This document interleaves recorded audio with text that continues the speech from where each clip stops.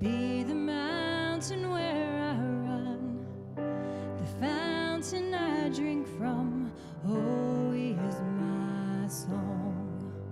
And let the King of my heart be the shadow where I hide, the ransom for my life. Oh, he is my song. 'Cause you are good, good. Oh, you are good. You're good. Oh, you are good, good. Oh, you are good. You're good. Oh, and let the King of my heart be the wind inside my sails, the anchor in the waves. Oh, he is my song. And let the King of my heart be the fire inside my veins, the echo of my days. Oh, he is my song. And let the King of my heart be the wind inside my sails, the anchor in the waves. Oh, he is my song. And let the King of my heart be the fire inside my veins, the echo of my days. Oh, he is my song. 'Cause you are good, good. Oh, you are good. You're good. Oh, you are good. You're good. Oh, you are good. You're good.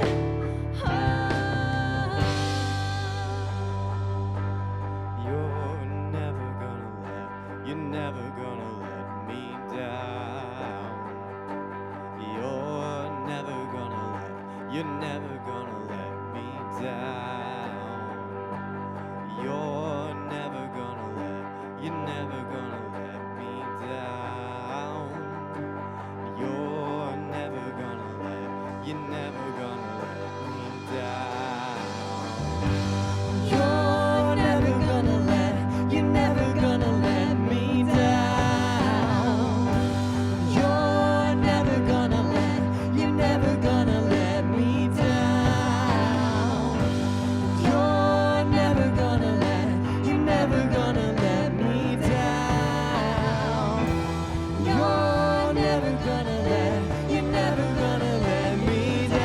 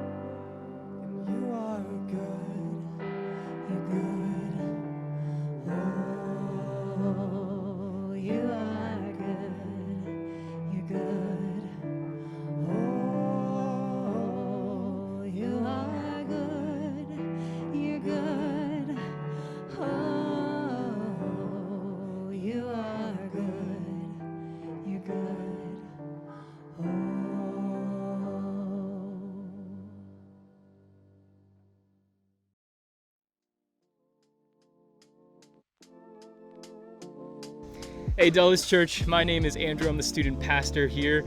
And if you're joining us in person or online, I just want to say that we are super excited that you're here. Okay, I got 3 quick things to tell you. The first one is about groups.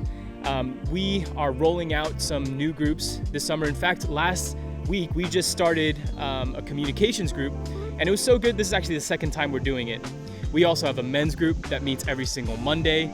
And for you ladies who are college age and up, we're actually starting a girls group in August as well. Alton Bryant is going to be leading a group called Family Matters. We're going to talk about things related to the family. Groups are just a great way for you to gather with other people in the church and to grow yourself mentally, emotionally, and spiritually. So if any of those groups interest you or you want more information, you can find out all those details on our app. Okay, the next 2 are dates, and they happen week after week. So August 22nd, the 45 is going to be going laser tagging. And it's not we're actually going to a laser tag place. We actually got a private laser tag company to come out to us, and we're going to play laser tag just us. One of the families in the 45 has actually been gracious enough to allow us to play on their property. And get this, parents, they're also being gracious enough to let you hang out, relax, and socialize at their house while your student is playing laser tag. So you should have received an email from me about this past week. If you didn't, go to the app, go to the 45 tab. There's a form that you can fill out so that you can receive these weekly emails from me. And also the details for the event are on the app as well. So make sure you go and check that out. The following week is a save to date, August 29th. All right, we are going to be participating in Hope to Walk's annual 5K. Now, Hope to Walk is an organization that provides prosthetics for those who don't have easy access to them. And we as a church really want to rally behind this vision, and we want to invite the community to do so as well. So save that date. More information will be coming, but make sure you tell your friends about it. All right, Dulles Church, I love you so much. I hope that you guys have a great rest of your Sunday. Enjoy the message.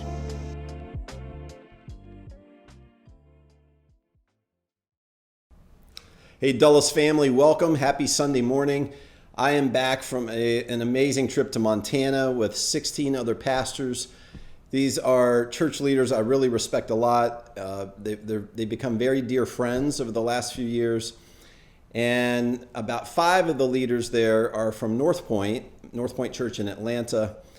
And oh man, pastors, I don't think say it a lot, but I think it's the toughest job in the world personally. Pastors so often get beat up, and there's complaints every week about the way they say things, or and there's the load of just carrying burdens and confidential issues with marriages and divorces and parenting and lots of life crises. And so this was a chance for us to just really encourage each other and remind each other why we're doing what we do. I got a chance to share a vision with some of the leaders at North Point about an idea I've been working on, and I think I'm going to go down for a weekend and chew on that a little more with them. An idea that I think could really be great for us here at Dulles and even help other churches. So it was a fantastic time away. I really missed you guys, and I'm super happy to be back. And I'm looking forward to telling you more about my trip in the weeks to come and when I see you this summer. Okay, so we are kicking off a series today. I'm calling the series Valuable. It's going to be our summer series for the next couple of months. And we're really going to look at the 3 or 4 most valuable qualities to our church. We think this way in terms of organizations. If you're on a team, hopefully you know what the 3 or 4 central or highest or core values are. I believe really every family should think about what their values are. And if you're on a team or in a company, or you think about your family and you aren't clear what your values are, and you have to stop and think, and you maybe struggle to figure out what they are, then it might mean you're susceptible to more randomness or unpredictability, or maybe even compromise to what's central to you as a person, or what your goals should be about as an organization. So we're going to talk in this series about what's really central to us here at Dulles. And I just want to say, if you're new or you've been just joining us here for the last 6 months or so, We certainly don't expect you to have these as central to your life necessarily. Maybe you can identify with one or two or three of them. Our hope for you would be that you would lean into them and really start to grow in these values. And none of us here, none of our leadership have perfected these values. I certainly haven't. What we say here at Dulles is that we prioritize growing in them and becoming stronger and stronger in these values. They're guardrails that guide us. Really clear values, the 3 or 4 central or core values for your organization or team, define who you are and really describe how you behave. That's actually what values do. They actually describe how you behave, how you want to behave, and how you actually behave. So one way to think about this, in using kind of the metaphor or the example of tangible possessions in your life and what's most valuable, what's most important to you, is to ask the question, what 3 or 4 things would I grab if the house was on fire? I'll tell you what my 2 answers are this week, and I hesitated to tell you the second one because I couldn't believe it was my instinct. My first answer is the people who live in this house. If my house was on fire, I would first grab my family, the people who live here. My second thought, for good or bad, and you may look down on me for saying this, you may even think of something that is a higher value that I'm just not thinking of, and I'll own that later. You can tell me, Brad, were you thinking about this? The second thing that came to my mind this week that I would grab if my house was on fire is my Back to the Future box in my basement storage room.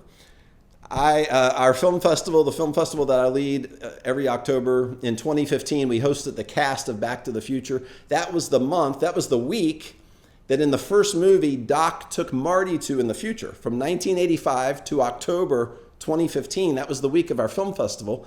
And we hosted one of the 2 East Coast Back to the Future celebrations that week.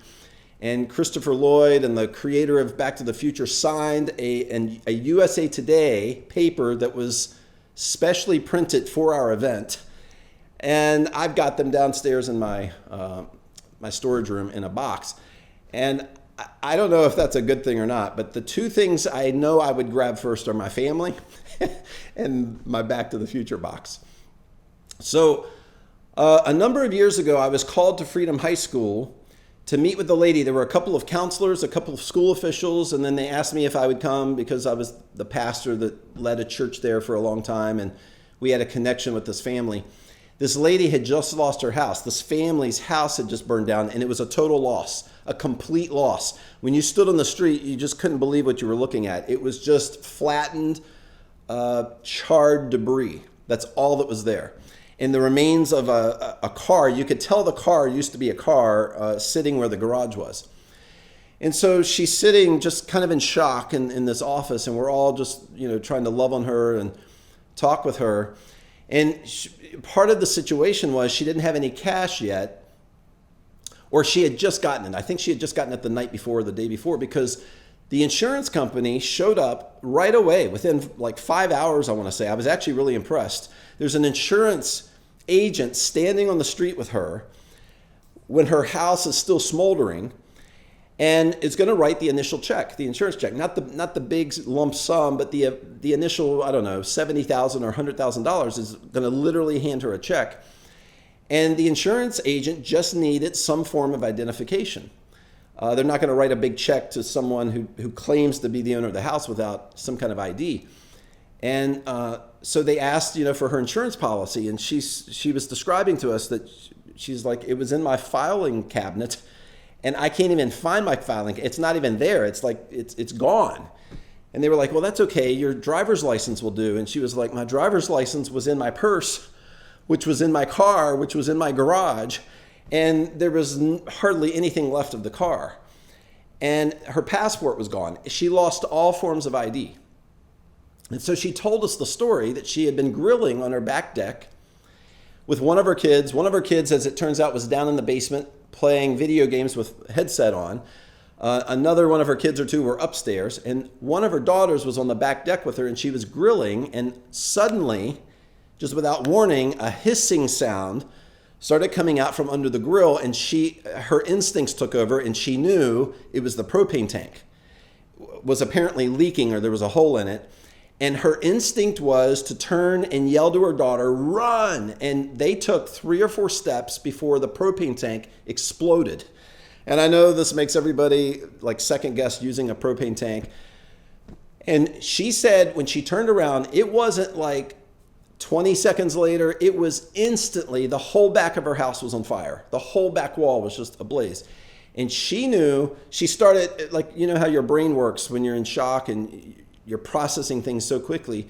I've got to grab what's important. I've got to grab my valuables. And she immediately started just marking off the list what would have been number 5 or number 4 or number 3, you know, the checkbook or the credit card or her purse or wallet.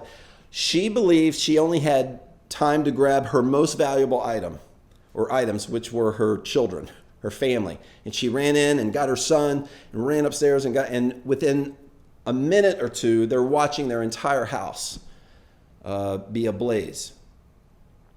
So I want to ask you today, what are your central values? And remember, core values they define who you are and how you behave, specifically how you behave. They're not really goals. It's not vision. Your core values are central to defining who you are, what your ethos is. When somebody's around you and they get to know you, it's the 3 or 4 things that they would say about you, about your personality and about how you behave. And if you can't really define that, or you can't define it for your family, or maybe not your company, or maybe you do know, maybe you know specifically what your company's 3 or 4 or 5 core values are, I want to spend this time talking about what Dulles Church's central values are, what our core values are, because I want you to become part of representing who we are. If you're not right now, that's fine. If you're just checking us out, if you're new to us, that's totally fine. But another way to identify what your core values are is to ask the question, what 3 or 4 things represent me or represent my team or represent my company the best, most accurately? And so I certainly expect these values to be owned by our directional team, of course. I mean, we've worked on these values for years. I expect it of our staff team, our paid staff team. I expect it of our team leaders. We call them our core team. Anybody who helps Amy lead worship. We want those who represent our God, our view of Jesus, who he is to us, and represent our church to really own these values. And my hope is that you would grow with us here at Dulles to where maybe you don't perfect them. None of us have perfected these values, but where you lean into them and grow in these values being how you live out your life and what you stand for and how you are known. When the people around you learn you and get to know you and see how you behave, they're learning something special about your church and your church family and this tribe, this community that we call Dulles Church. So I just want to say for myself, I just want to make this clear, I guess I'm reiterating this, that I never want to stop moving toward these values. I never want to stop leaning into these values or growing into them. All right, so our core values here at Dulles could be money. We could say it's not money, and it actually is. I actually know companies or organizations, I've seen this happen from time to time, where they'll say their core values are, about taking care of people or putting people first, and money or revenue is not one of their core values listed, and yet when you get to know the people, it really kind of is. And I know that about some churches. In fact, some of us have been turned off by churches because it seems like what they're coming back to is we want people because we want their money. I mean, that's a reality for some organizations and certainly companies, and sadly it can be for churches. Now let me just say, it does take more money than most people realize to run a church well. And so, of course, be investors with us here, of course. But money's not one of our core values. Another example could be reputation. We could value impressing the community or impressing others. I guess a similar kind of core value could be our messages or music going viral. I don't even know if that's necessarily a bad thing on the surface, maybe not. But these are the kinds of examples that could really be central to how an organization or a church behaves. A core value of ours could be someday building a really super fancy building. I mean, if we say we love people and we want to do good in the community, but what our meetings are mostly about and what we keep dreaming about is a fancy building someday, well, the reality is the fancy building is a core value. So there's any number, limitless numbers of things that could define us and define our behavior, or what fills most of our conversation, what we tend to focus on, what our personality is about here at Dulles.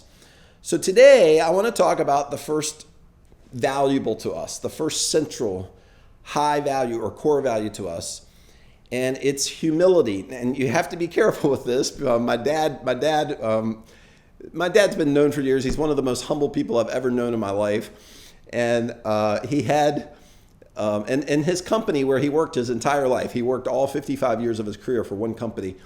They all just would say things to him like, "Dan, you're such a kind, selfless, humble person." And he had a poster that someone gave him that hung on his wall behind his desk for years that said, "One time I thought I was wrong, but I was mistaken." And we just, my brother and I, as kids, just always thought that was super funny. So when you talk about humility, it can almost be like a backhanded way of expressing some kind of weird, warped pride. And again, this is just something we believe so much in that our goal here is to lean into humility and to give our hearts to Jesus in such a way where he's shaping us more and more toward humble people. It's not some statement that, hey, look at us, look who we've become. So our title today is Humility Leads to Health. And when I was typing this title in my notes, it autocorrected to Humidity Leads to Health. And I don't think that's true. I don't think humidity leads to health.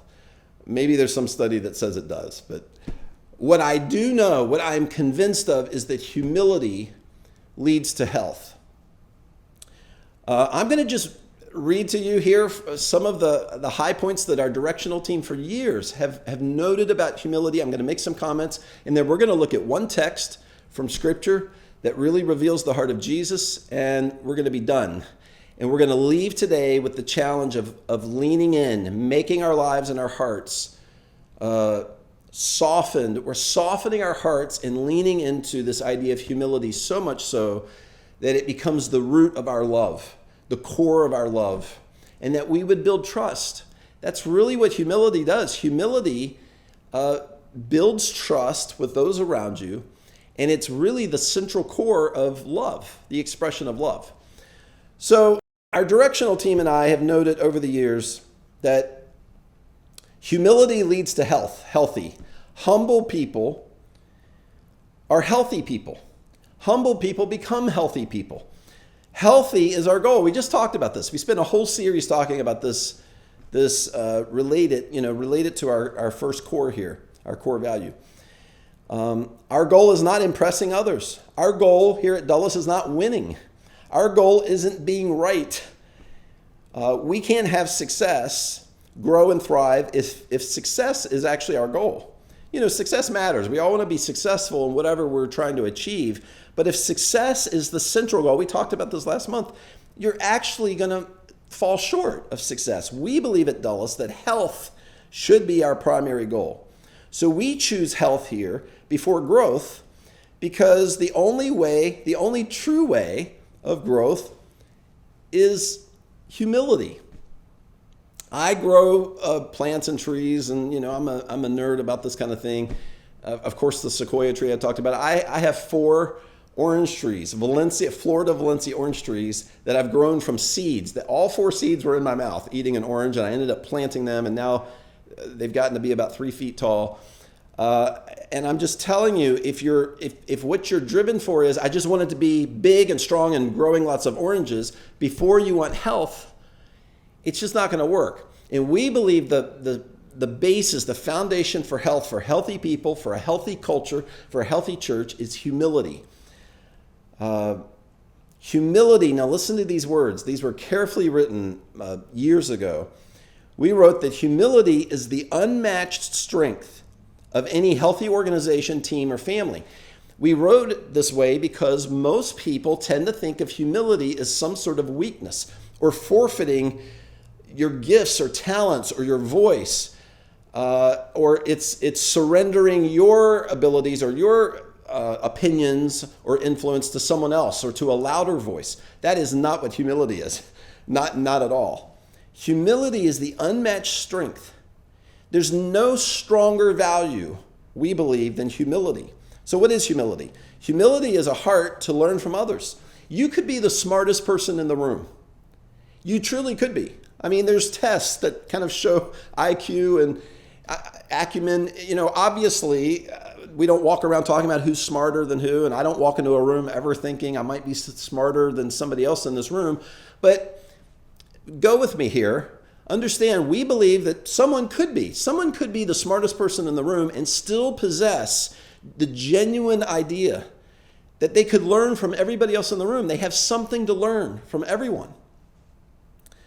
That is a humble leader. That is a humble CEO or someone who is influencing many and yet sees the many as influencing him or her.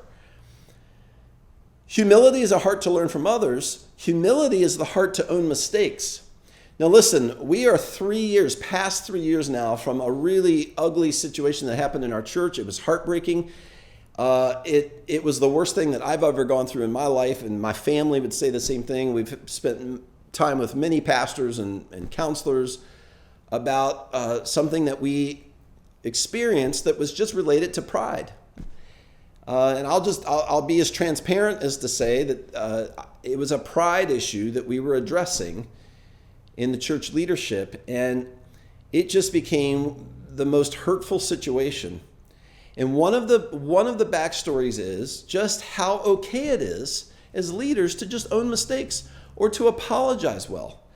There's something in I think our human broken DNA that thinks that owning a mistake or apologizing is admitting to some kind of weakness and failure, and maybe I'm not even going to be included in this team going forward. And man, that is just not true. We say, hey, we're only human. Every human understands innately that we're broken. Maybe people don't use the word broken, or they don't describe it in spiritual terms, but here at Dulles Church, we talk about it often. What's wrong with our world is humanity is broken. Scripture uses the word sin to describe our selfish nature that veered us way off course of God being central, God's beauty, God's goodness, and God leading our lives. And when we made ourselves God, it broke humanity.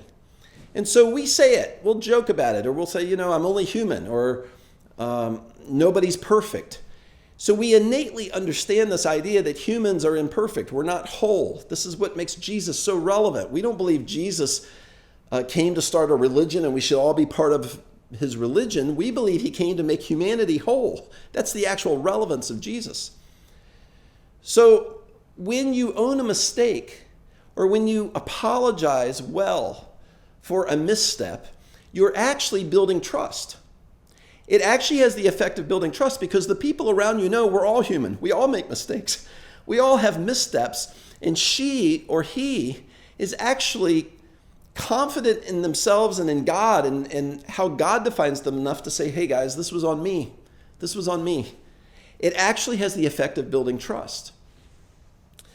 We believe humility is a heart to learn from others, to own mistakes, and primarily humility is the behavior of putting others ahead of yourself.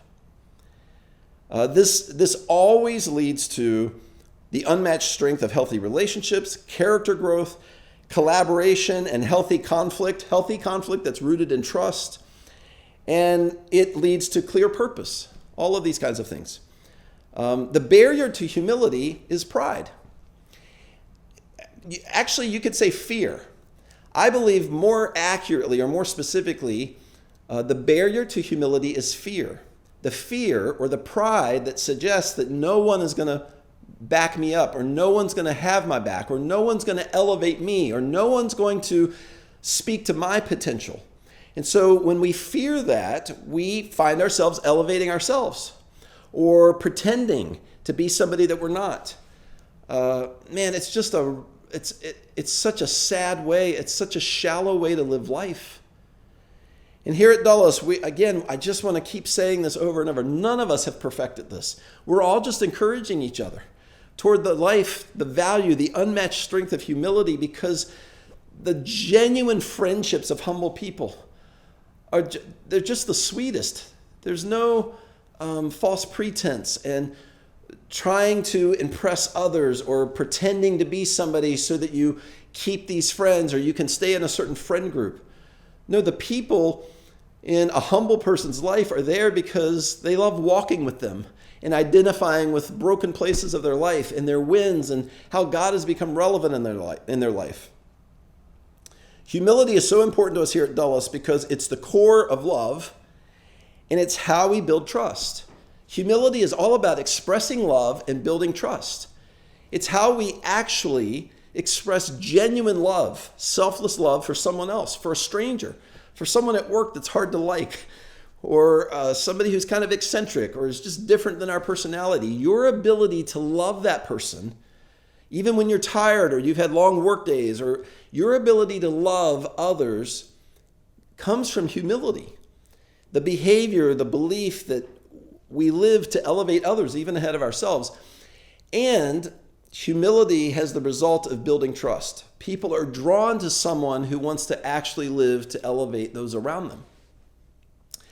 And when they own mistakes or they apologize well, it has this drawing effect. Somebody knows that's a genuine person, a person who's not pretending or hiding that they're not deflecting or defensive, but they're saying, hey, my bad.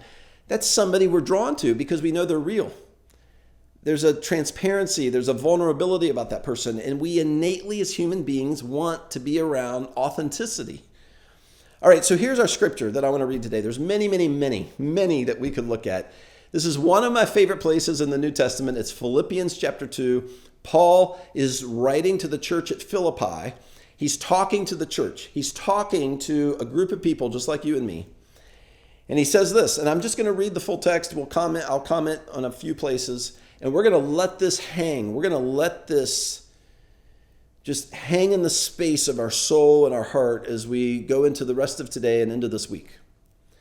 Paul says, therefore, church at Philippi, new followers of Jesus, if you have any encouragement from being unified with Christ, if you have any comfort from his love, if any common sharing in his spirit, if any tenderness and compassion, if you've experienced any of this from Jesus, then make my joy complete, Paul says, by being like-minded. He's talking to the church. He's talking to you and me, to the collective of us.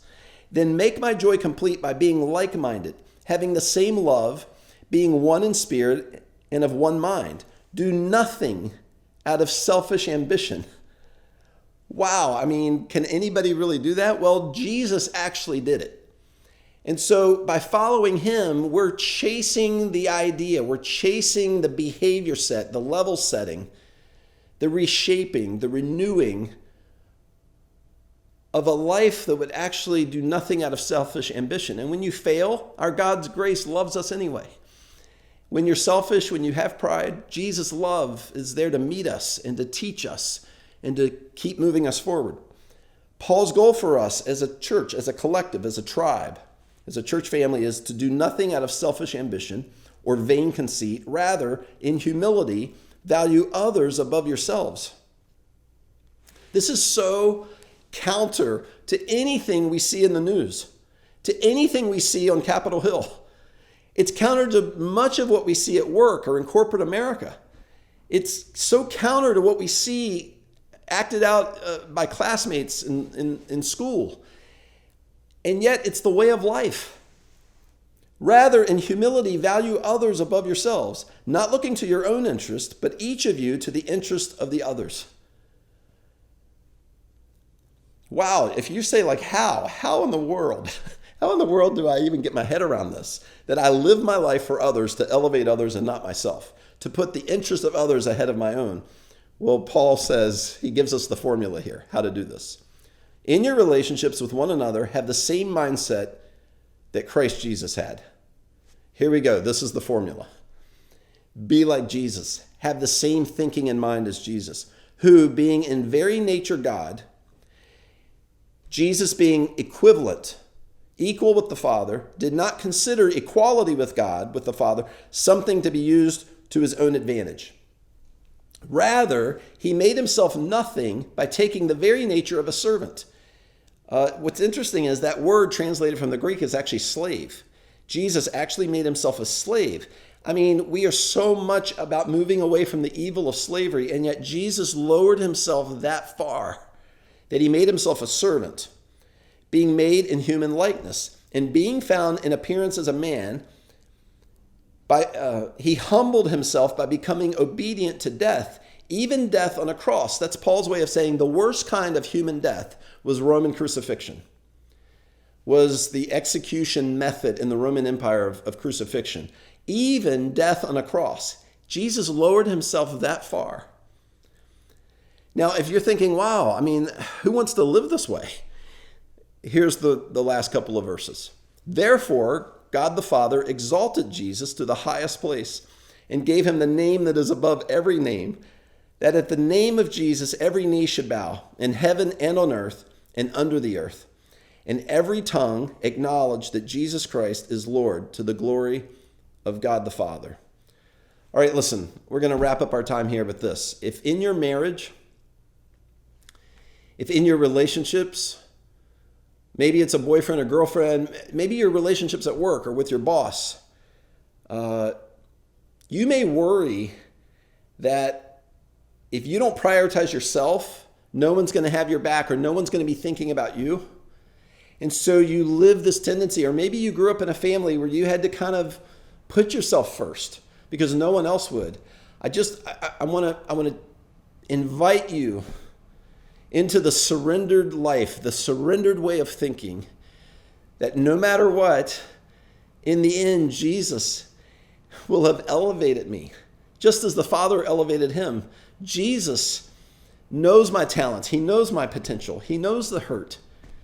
He knows the justice that I want for my life. In the end, he will elevate me. He will promote me to whatever place that he deems appropriate. I don't need to do that for myself. I can live out the purpose of Jesus by elevating others. And a significant part of trusting Jesus with your life is trusting that he will do his part. A significant part of trusting Jesus and surrendering your life to Jesus is trusting that he will do his part in defending you, in elevating you, in fully loving you. We're not trying to be perfectly humble here at Dulles. We're committed to growing in humility because we know it's the central core of loving others and building trust. Humility is the core of extending love to others and building trust with outsiders. And so I just invite you to take this step in just inviting Jesus, become central to my life. Work your humility into my heart. I see pride in my life, or I know that I can be loud at times when I shouldn't, or I can be overbearing with my opinion, or I can just in my own thoughts put myself first and ignore others. Jesus, work your humility into me so that I can walk in and step in full life, your life. I love you, Dulles family. We're gonna have fun going through the rest of our core values this summer. I'm sure I'll see you online this week. Have a great week.